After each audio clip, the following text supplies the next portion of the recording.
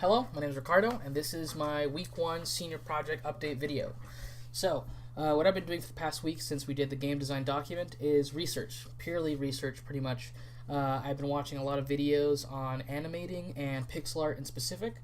So this one's like right here is about keyframes and run cycles, which will be really present in my fighting game. Same thing with dynamic frames. Here are just some beginner questions and stuff like that.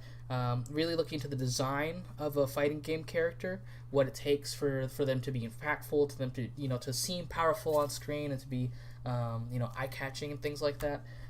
So I've been doing a lot of research, quite a few hours of watching videos and reading tutorials and things like that, so that I make sure that I am as prepared as I can be to animate, because I feel like that's going to be the biggest hurdle for our game.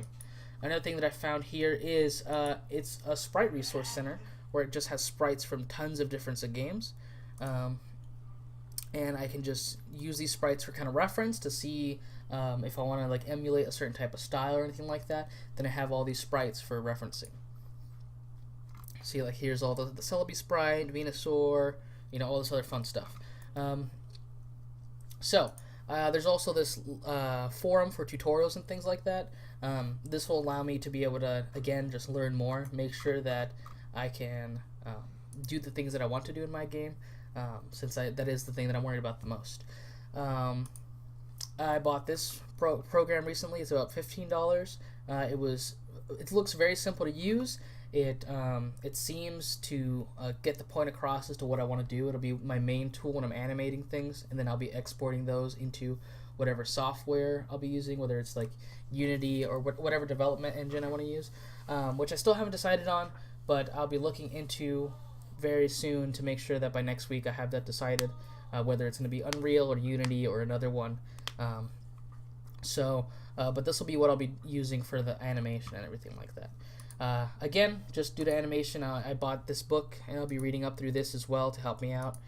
Just some animation survival kit stuff, so that I can make sure that I am fully prepared to tackle the biggest issue right here, right now.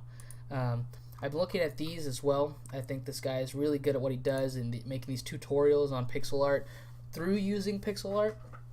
So some of the things that I'll be working on is like anticipation, payoff, exaggeration, overshoot. I've learned a lot already, and I'm really excited for this. I'm just making sure I am fully equipped to be able to do what I need to do.